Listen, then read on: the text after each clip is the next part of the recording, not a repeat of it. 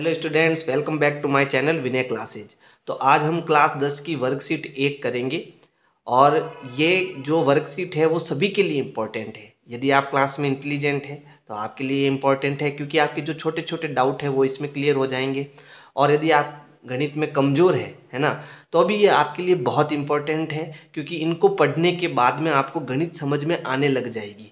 ठीक है, तो चलो क्लास शुरू करते हैं। हमारा जो पहला प्रश्न है वो है, निम्न में से कौन सी संख्या एक अभाज्य संख्या है। तो इस प्रश्न को समझने के लिए हमें समझना होगा ये भाज्य और अभाज्य होता क्या है। तो देखो, संख्याएं जो होती है वो दो प्रकार की होती है।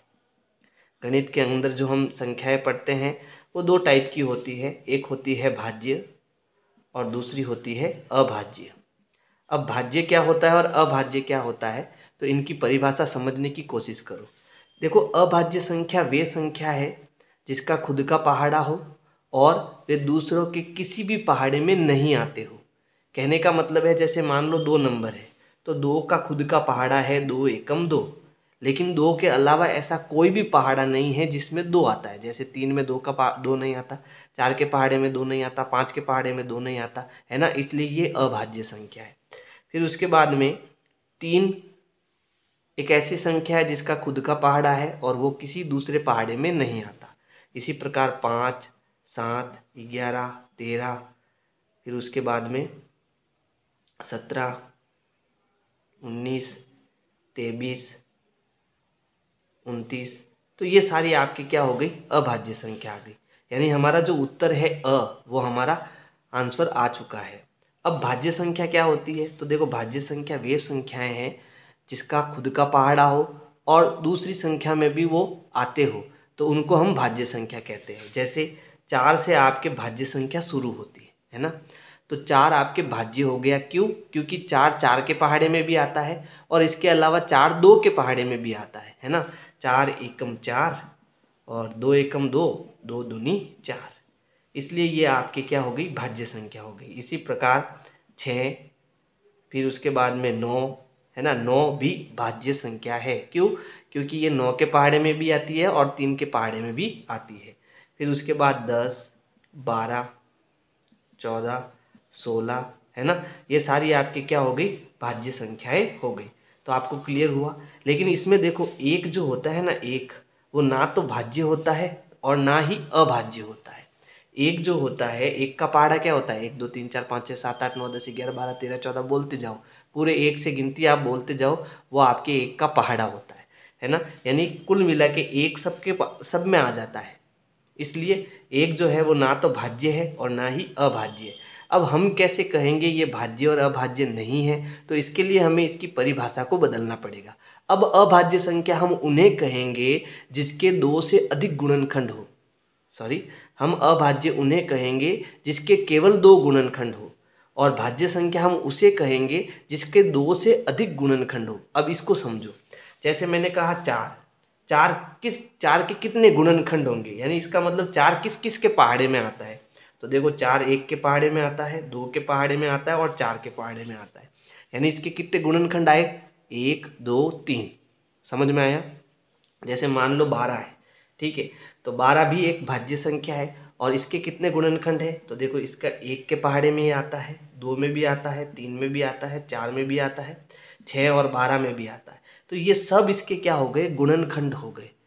ठीक है, लेकिन अब मैं अभाज्य की बात करूं तो देखो, 2 1 के पहाड़े में आता है और 2 के पहाड़े में आता है, यानी इसके केवल 2 गुणनखंड है।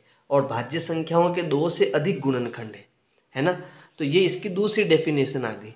फिर एक का केवल एक ही गुणनखंड होता है, इसके अलावा कोई गुणनखंड नहीं आता, यानी एक केवल 1 के पहाड़े में आता है।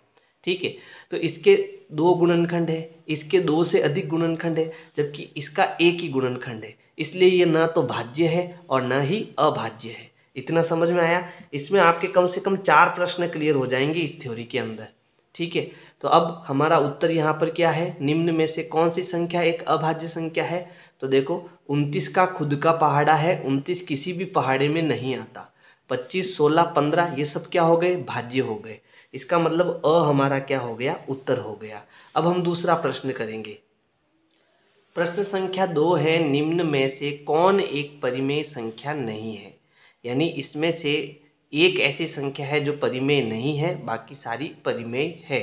अब ये परिमेय और अपरिमेय क्या होता है इसको समझो। जिस संख्या को हम p बटा q के रूप में लिख सके और q हमारा 0 ना हो, उसे हम क्या कहते हैं, परिमेय संख्या कहते हैं। ठीक है, ये तो हो गई परिभाषा, लेकिन इसका मतलब समझो। इसका मतलब ये होता है कि जो हम संख्याएं पढ़ते हैं उसमें बहुत सारी संख्याएं आती है। जैसे एक तो आती है प्राकृत संख्या। अब प्राकृत संख्या कहाँ से शुरू होती है, 1 से शुरू होती है और अनंत तक चलती है। फिर आती है पूर्ण संख्या, तो पूर्ण संख्या आपके 0 से शुरू होती है और अनंत तक चलती है। फिर आती है पूर्णांक संख्या, तो पूर्णांक संख्या में क्या होता है, पूर्णांक संख्या में आपके बीच में 0 होता है, इधर सारी प्लस की संख्या आती है और इधर सारी माइनस की संख्या।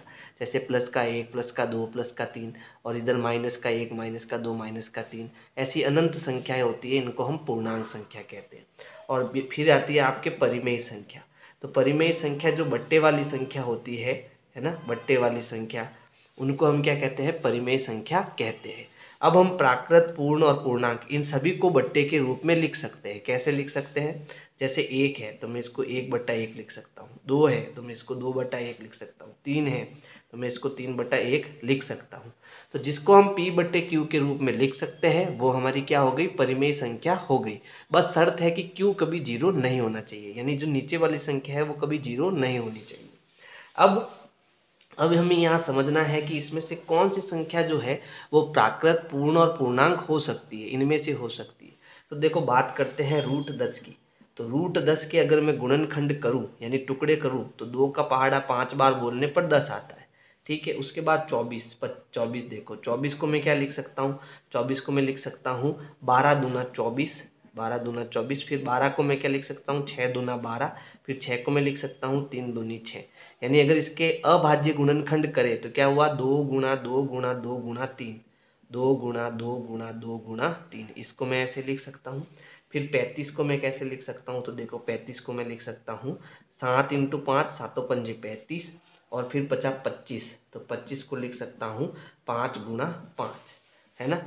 अब अगर मैं इनको सरल करने की कोशिश करूँ, ठीक है, तो 5 गुणा 5, ये जब एक जोड़ा बनता है तो वर्गमूल हट जाता है और 5 बाहर आ जाता है। तो ये मेरे पास एक पूर्ण संख्या आ गई और प्राकृत संख्या आ गई। ठीक है, इसका मतलब ये एक परिमेय संख्या है। लेकिन बाकी किसी में जोड़ा नहीं बन रहा। इसमें जोड़ा बन रहा है तो 2 बाहर आ जाएगा, लेकिन अंदर क्या बच गया, 2 गुणा 3 बच गया। ठीक है, तो जब रूट के अंदर अभाज्य संख्याएं बच जाती है तो वो हमारी अपरिमेय संख्या होती है, परिमेय संख्या नहीं होती। और इन संख्याओं को हम p/q के रूप में नहीं लिख सकते। तो हमारे ये जो उत्तर आया है 25, ठीक है, 25 का वर्गमूल होता है 5।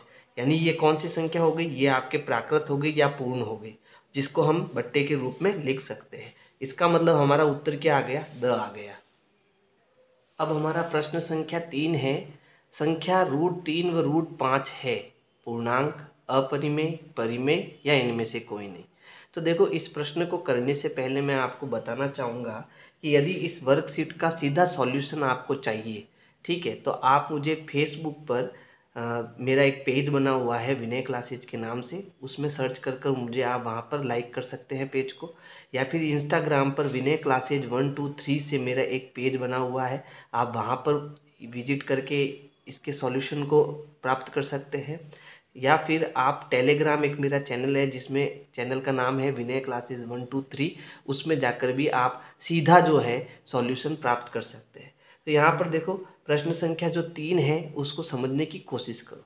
मैंने कहा एक संख्या परिमेय होती है जिसको मैं p/q के रूप में लिख सकता हूँ।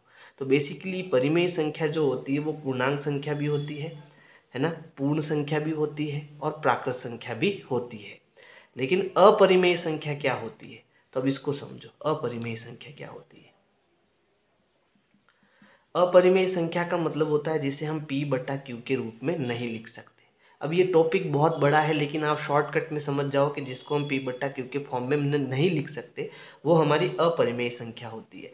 अपरिमेय संख्या में जैसे √2, √3, √5, √7 या फिर पाई, है ना, या फिर ई, ये सब आपकी अपरिमेय संख्याएं हैं। इन सभी को हम बट्टे के रूप में नहीं लिख सकते।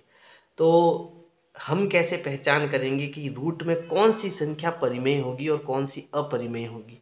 तो देखो, रूट के अंदर जो भी आपको अभाज्य संख्या मिलती है तो वो गारंटी आपकी अपरिमेय संख्या होगी। और इनके अंदर देखो, मैंने सारी अभाज्य संख्या ही लिखी है, ठीक है। तो ये हमारे √3 और √5 क्या है? अपरिमेय संख्या है। तो हमारा उत्तर क्या आ गया? ब आ गया। अगला प्रश्न 4 है, वास्तविक संख्या होती है केवल परिमेय संख्या, केवल अपरिमेय संख्या, परिमेय तथा अपरिमेय दोनों, या इनमें से कोई नहीं। तो देखो, मैं आपको बता देता हूँ कि वास्तव में संख्या जो होती है ना, वो दो प्रकार की होती है वास्तविक रूप से संख्या, ठीक है। अब वो दो प्रकार की कौन सी होती है? एक तो होती है वास्तविक संख्या, ठीक है, एक होती है वास्तविक संख्या और दूसरी होती है काल्पनिक संख्या, जो आप क्लास 11th में पढ़ोगे अगर आप मैथ्स लोगे, ठीक है। तो वास्तविक संख्या और काल्पनिक संख्या है क्या? वास्तविक संख्या का मतलब है कि वास्तव में जो संख्या है ना, और काल्पनिक संख्या का मतलब है जो संख्या वास्तव में है ही नहीं, जिसे हम कल्पना करके बनाते हैं, वो काल्पनिक संख्या होती है। अब वास्तविक संख्या में दोनों ही आ जाती है, परिमेय संख्या भी आती है और अपरिमेय संख्या भी आती है। तो हमारा उत्तर क्या हुआ? वास्तविक संख्या क्या है? परिमेय तथा अपरिमेय दोनों ही आपके क्या है? वास्तविक संख्या है। अब परिमेय संख्या में क्या क्या आता है? तो परिमेय संख्या में आपके पूर्ण संख्या, पहले प्राकृत संख्या आ जाएगी, पूर्ण संख्या आ जाएगी और फिर पूर्णांक संख्या भी आ जाएगी। तो ये सभी जो है वास्तविक संख्याएं कहलाती है, ठीक है। वास्तविक संख्या में परिमेय तथा अपरिमेय दोनों संख्या आ जाती है, ठीक है। तो हमारा जो सही उत्तर है परिमेय तथा अपरिमेय दोनों। तो प्रश्न संख्या 5 है, संख्या 5.2372 है, यानी ये जो संख्या है वो किस प्रकार की संख्या है? पूर्णांक संख्या है, परिमेय संख्या है, काल्पनिक संख्या है, या इनमें से कोई नहीं? तो परिमेय संख्या क्या होती है? जिसको हम बट्टे के रूप में लिख सकते हैं। जैसे यहाँ पर है 5 दशमलव यानी 5.2372, है ना। तो क्या इसको मैं बट्टे के रूप में लिख सकता हूँ? बिल्कुल लिख सकता हूँ, है ना। इस पॉइंट को हटाएंगे, पॉइंट के बाद कितने अंक है? 1 2 3 4, तो उतने जीरो वाली संख्या नीचे आ जाएगी, है ना, यानी 10,000 आ जाएगा नीचे। संख्या क्या है? 52372। इसके नीचे क्या आएगा? बट्टे के रूप में हम इसको लिखेंगे तो नीचे हमारा कितना आ जाएगा? कितने जीरो वाली संख्या आ जाएगी? 1 2 3 4, तो 4 जीरो और आगे कितना आ जाएगा? 1, यानी नीचे आपके 10,000 का भाग आ जाएगा। तो इसको हमने किस में लिख दिया? P/Q के रूप में लिख दिया, इसलिए हमारा उत्तर क्या हो गया? ब, परिमेय संख्या। प्रश्न संख्या 6 है, 5, 15 और 20 के लस और मस ज्ञात कीजिए। तो छोटी कक्षाओं में हमने लसप और मसप को ज्ञात करना सीखा है। तो एक बार हम इसके जो है रफ कॉपी में अभाज्य गुणनखंड की सहायता से लस और मस को ज्ञात करेंगे। तो यहाँ पर देखो, लस कैसे ज्ञात करते हैं? तो लस में हम सभी नंबर को इसमें लिखते हैं 5, 15 और 20, और इस तरफ अभाज्य संख्याओं का हम भाग देते हैं। अभाज्य संख्या क्या क्या है? 2, 3, 5, 7, 11, 13। इतने नंबर तो आपको याद रखने ही हैं कम से कम, और इनका हमें भाग देना है अगर जाता है तो। तो देखो, 5 में 2 का भाग नहीं जाता, 15 में भी नहीं जाता, लेकिन 20 में तो 2 का भाग जाता है, इसलिए पहले हम 2 का भाग देंगे। जिसमें नहीं जाता है उसको वापस लिख देंगे। अब 20 में 2 का भाग कितनी बार जाएगा? 10 बार जाएगा, है ना। 2 दाए 20। अब वापस देखो, 2 का अभी भी जा रहा है 10 में, तो 2 का, जब तक 2 का जाता है 2 का देते रहना है ना। तो ये हो गया 5, ऊपर हो गया 15 और 2 पंजे 10, यानी 5 बार भाग जाएगा, यानी 2 का पहाड़ा जब मैं 5 बार बोलूँगा तब 10 आएगा। अब किसका जा रहा है? तो देखो, अब 2 का तो नहीं जा रहा है, तो 3 का चेक करो, इसमें नहीं जा रहा है, इसमें जाएगा, इसमें नहीं जा रहा है, तो हमें 3 का भाग इसमें देना पड़ेगा। तो जिसमें नहीं जा रहा है उनको हम वापस लिख देंगे। तो 5 को वापस लिख दिया, और 15 में कितनी बार जाएगा? 5 त्रिया 15, यानी 5 बार भाग जाएगा, और इसको भी हम वापस लिख देंगे। अब सभी में 5 का भाग जा रहा है एक एक बार, है ना। तो ये जो हम इसका गुणा करेंगे, ये हमारे पास जो अभाज्य संख्या है वही हमारा क्या होगा? लस होगा।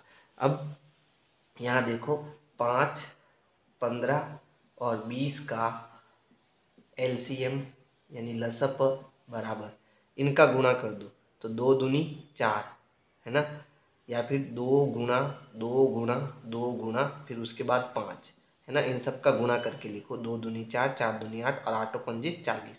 तो इनका जो लस होगा वो कितना आएगा, 40 आएगा। समझ में आया। यहाँ पर देखो एक गड़बड़ हो गई, यहाँ 3 है, 2 इंटू 2 इंटू 3 इंटू 5, तो यहाँ 3 आएगा। ठीक है, एक बार इसको मिटा ही देता हूँ मैं। अब लिखते हैं।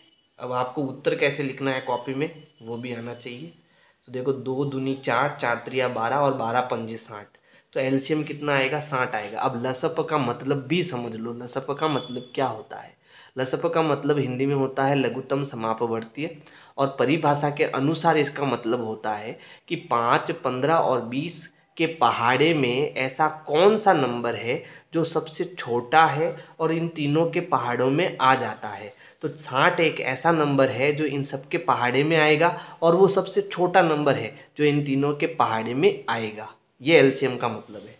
अब हम इनका एचसीएफ ज्ञात करेंगे। तो एचसीएफ कैसे ज्ञात करते थे छोटी कक्षाओं में, पहले 5 का अभाज्य गुणनखंड करेंगे, फिर 15 का और फिर उसके बाद 20 का। तो 5 में केवल 5 का भाग जाएगा एक बार, है ना। तो ये तो सॉल्व हो गया। फिर इसमें किसका जाएगा, पहले 3 का जाएगा, तीनों पंजे 15, 5 बार गया, फिर 5 का जाएगा।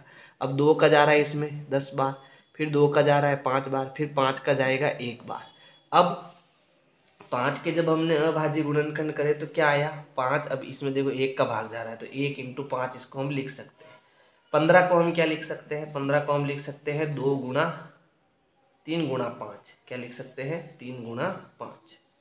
और 20 को हम क्या लिख सकते हैं, 20 को हम लिख सकते हैं 2 गुना 2 गुना 5, 2 गुना 2 गुना 5। अब एलसीएम में क्या होता है, इन तीनों में ऐसे गुणनखंड को ढूंढा जाता है जो तीनों में आपको दिखाई दे।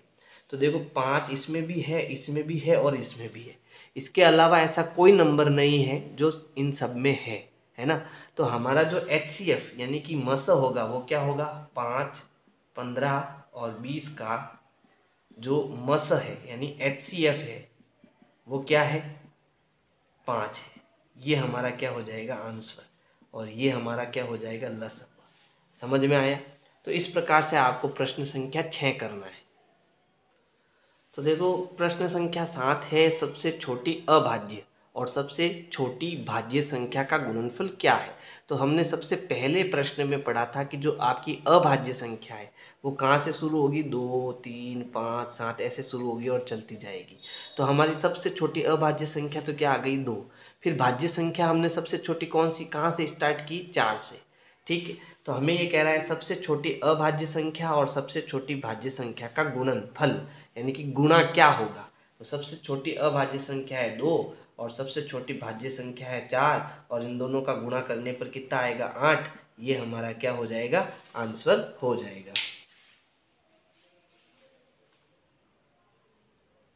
अगला प्रश्न है, 2 परिमेय संख्याओं के बीच कितनी परिमेय संख्याएं हो सकती है ना। तो हमने परिमेय संख्या क्या पढ़ी है, जिनको हम p बटा q के रूप में लिख सकते हैं, है ना। तो इस प्रश्न को मैं नंबर लाइन से समझाऊंगा यानी संख्या रेखा से समझाऊंगा। देखो संख्या रेखा में हमने पढ़ा था कि बीच में यहाँ 0 होता है, इधर सारी प्लस की संख्या होती है 1, 2, 3 और अनंत संख्याएं होती है। इधर माइनस की संख्या होती है -1, -2, -3, है ना। ये किसकी संख्या रेखा है, ये पूर्णांक संख्या की संख्या रेखा है ना। तो इस पूर्णांक संख्या में क्या क्या होता है, इसमें प्लस की संख्या भी होती है, माइनस भी होता है, बीच में 0 भी होता है ना। अब मुझे ये बताना है कि किन्हीं 2 परिमेय संख्याओं के बीच में, जैसे मान लो 0 और 1, ये दोनों क्या है, परिमेय संख्याएं हैं। तो इनके बीच में यहाँ पर कितनी संख्याएं होती है। तो जैसे हम मोबाइल में जूम करते हैं ना, तो मैं इसको जूम कर रहा हूँ, तो जैसे ही मैं इसको जूम कर रहा हूँ यहाँ आ गया 0 और यहाँ आ गया 1। ठीक है, अब अगर मैं मान लो इसको 5 बराबर भागों में बांटता हूँ, किसको, इस लाइन को, तो 1, 2, 3, 4 और 5, या 5 बराबर भाग हो गए। ठीक है, तो यहाँ बीच में कितना आया, यहाँ पर ये है 0 बटा कितने भागों में बांटा, 5, तो यहाँ 0 बटा 5 होगा, यहाँ 1 बटा 5, यहाँ 2 बटा 5, यहाँ 3 बटा 5, यहाँ 4 बटा 5, यहाँ 5 बटा 5, या 5 बटा 5 का मतलब कितना, 1, 0 बटा 5 का मतलब कितना, 0, है ना। तो 0 और 1 के बीच में इतनी संख्याएं मैंने लेके आई। लेकिन क्या मैं इन दोनों के बीच में भी संख्याएं ला सकता हूँ? बिल्कुल ला सकता हूँ। तो इसको भी मुझे जूम करना पड़ेगा और इसमें भी बहुत सारी संख्याएं आ सकती है ना।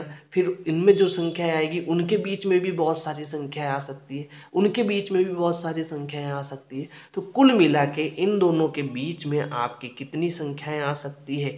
अनंत संख्याएं आ सकती है, अनगिनत संख्याएं आ सकती है। ठीक है, तो इसका हमारा जो उत्तर होगा अनंत, है ना, अनंत। आप पूरा लिखना, दो परिमेय संख्याओं के बीच में अनंत परिमेय संख्याएं आ सकती है। तो प्रश्न संख्या 9 है कि हमारे पास यहाँ पर दो बीजीय व्यंजक है ना। बीजीय व्यंजक क्या होता है? जिसमें चर भी हो, अचर भी हो। कुल मिला के जो एक्स वाई जेड वाली जो नंबर आते हैं उनको हम बीजीय व्यंजक बोलते हैं। क्या होता है बाद में मैं आपको डिटेल से समझाऊंगा। तो यहाँ पर दो बीजीय व्यंजक है और उनका हमें म स प ज्ञात करना है। तो सबसे पहला नंबर क्या है? 6x⁴ फिर y, है ना। इसको मैं क्या करूंगा? संख्या को तो अभाज्य संख्याओं के गुणनफल के रूप में लिखूंगा, यानी इसका अभाज्य गुणनखंड करूंगा। तो 6 को मैं क्या लिख सकता हूँ? 2 3 6, 2 गुना 3, है ना। फिर x⁴, x⁴ का मतलब है x गुणा x गुणा x गुणा x गुणा y। ये x 1 2 3 4 है ना, x⁴ गुणा y। फिर दूसरा नंबर जो है बीजीय व्यंजक जो है वो है 12xy। अब 12 को मैं क्या लिख सकता हूँ? 2 गुणा 2 गुणा 3। ऐसे मैंने इसका अभाज्य गुणनखंड किया है। पहले 2 का भाग जाएगा 6 बार, फिर 2 का भाग जाएगा 3 बार, फिर 3 का भाग जाएगा 1 बार। तो 2 दूनी 4, 4 तिया 12, है ना। फिर यहाँ गुणा x, फिर गुणा y। अब मुझे इनका क्या चाहिए? 6x⁴y और 12xy का HCF चाहिए। क्या चाहिए? HCF, यानी कि मस चाहिए। तो इन दोनों में वो नंबर ढूंढो जो दोनों में है। तो यहाँ पर देखो 2 दोनों में है, ठीक है। फिर 3 भी दोनों में है, तो मैं यहाँ 3 भी दोनों में है, ऐसे कर रहा हूँ। फिर x भी दोनों में है और उसके बाद में यहाँ y भी दोनों में है। तो इनका गुणनफल जो होगा वो इनका HCF होगा। तो ये हो गया 2, इन दोनों में 2 है, इन दोनों में 3 भी है, इन दोनों में x भी है और इन दोनों में y भी है। इनका गुणा करेंगे 3 दूनी 6, फिर x y। अब मस का मतलब भी समझ लो। मस का मतलब क्या होता है? ठीक है, मस का मतलब होता है कि जो हम दो बीजीय व्यंजक या नंबर ले रहे हैं, इसमें बड़ा से बड़ा वो कौन सा कॉमन नंबर है जिसमें दोनों का भाग आराम से जा सकता है, बड़ा से बड़ा नंबर। ठीक है, तो देखो 6 में 6 का भाग चला जाएगा और 12 में भी 6 का भाग चला जाएगा। तो वो बड़ा से बड़ा नंबर 6 है। समझ गए? आया समझ में? चलो ठीक है। प्रश्न संख्या 10 है, यदि P तथा Q दो अभाज्य संख्याएं हैं तो उनका मस क्या होगा? तो इस प्रश्न को मैं एक उदाहरण से समझाता हूँ। जैसे मान लो एक मेरे पास अभाज्य संख्या है 2 और एक अभाज्य संख्या है 3। तो मैं 2 के क्या टुकड़े यानी गुणनखंड कर सकता हूँ? 2 गुणा 1। और 3 को क्या लिख सकता हूँ? 3 गुणा 1। तो इन दोनों में ऐसा कौन सा नंबर है जो दोनों में है? वो है 1। तो इसका मतलब इनका HCF कितना हुआ? 1। यानी वह बड़ी से बड़ी संख्या जो दोनों नंबर को विभाजित कर सके। तो एक ऐसा नंबर है जो दोनों को विभाजित कर सकता है। ठीक है, तो यहाँ पर P और Q का जो मस है यानी मसप है यानी HCF है वो क्या आएगा? 1 आएगा।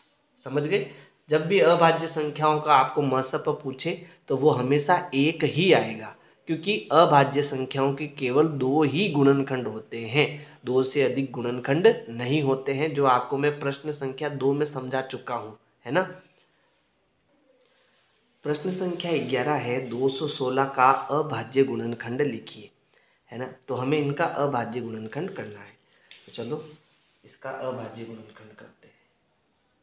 216, तो इसमें हमें किस किस का भाग देना है? 2 3 5 7 11 13, है ना, 17, इनका ही भाग देना है। ये हमारी अभाज्य संख्याएं हैं और इनका हमें अभाज्य गुणनखंड करना है। तो हम क्या करेंगे? सबसे पहले 2 का भाग देंगे। क्यों देंगे? क्योंकि इसके पीछे 6 है, इसका इकाई अंक 6 है, इसलिए इसमें 2 का भाग तो जाएगा ही जाएगा। अब इसमें 2 का भाग देना है, तो 216 में हम 2 का भाग देंगे। 2 एकम 2, पीछे जरा उतारा 0, पीछे उतारा 1, है ना।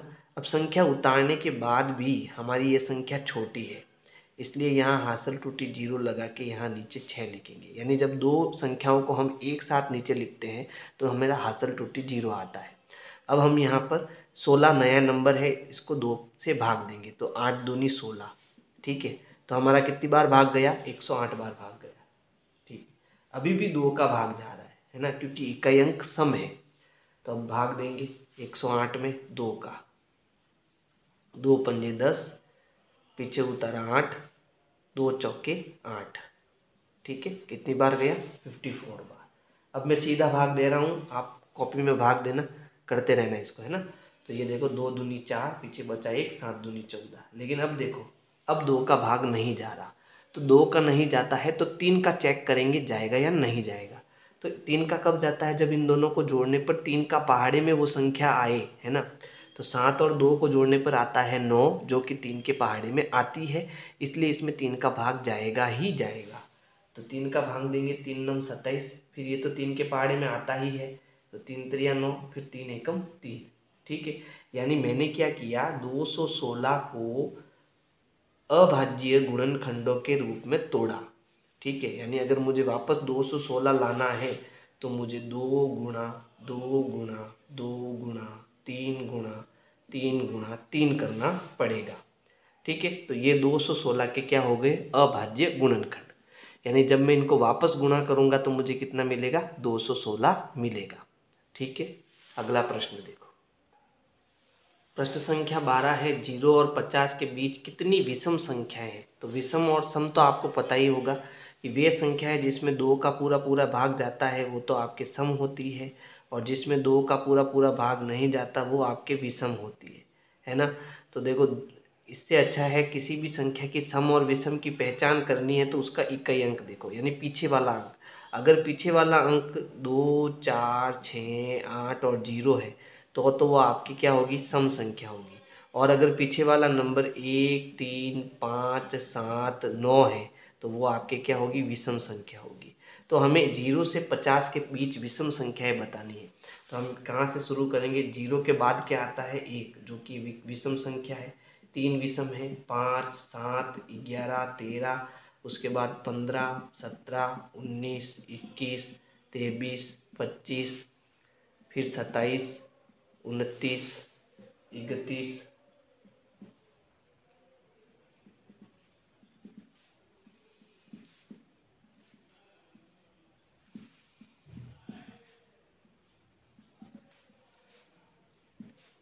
ये आपके क्या हो गए, विषम संख्या।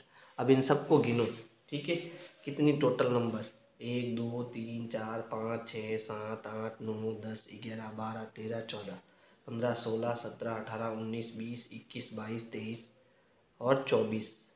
तो टोटल आपके 24 नंबर आ रहे हैं। लेकिन देखो 7 और 11 के बीच में यहाँ 9 भी आएगा, है ना। इसलिए टोटल 25 नंबर होंगे। कितने नंबर होंगे, 25। तो 0 और 1 के बीच आपके टोटल कितने विषम नंबर है, तो 25 विषम नंबर है। और ये हमारा क्या हो जाएगा, आंसर हो जाएगा।